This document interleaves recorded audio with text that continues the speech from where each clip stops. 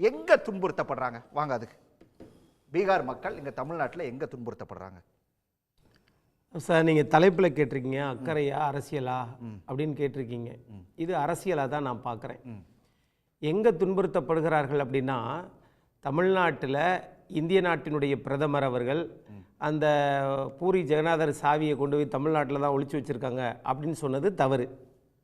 அதே மாதிரி பீகாரில் அவர் சொன்னது தமிழ்நாட்டு அரசாங்கத்தை பற்றியோ தமிழர்களை பற்றியோ சொல்லலை.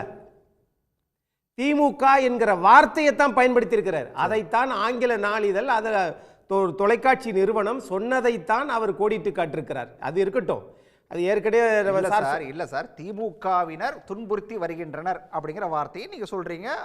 அவர் பேசுனதோ அதை தான் பேசியிருக்காரு அப்படின்னு நான் புரிஞ்சுக்கிட்டா கூட, திமுகவினர் எந்த இடத்துல பீகார் மக்களை இங்க இருக்கக்கூடிய பீகார் மக்களை துன்புறுத்துறாங்க? அதுக்கு வாங்க. எல்லாரும் ஹிந்தி படிக்கணும்னு ஆசைப்படுறீங்க. ஹிந்தி படிச்சவங்க எல்லாம் இங்க பானிபூரி தான் வித்துட்டு இருக்காங்கன்னு சொன்னது எந்த கட்சியை சேர்ந்தவர்கள்? 2. சரி, இப்ப நீங்க நம்ம தமிழ் மொழி வளர்ச்சி பாதையில் செல்லுகிறது, உலகம் முழுவதும் போய் இருக்கிறோம், அது வேற.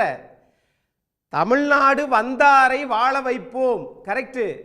அப்ப தமிழ்நாட்டில் இருப்பவர்கள் எங்க போய் வாழ்வோம்?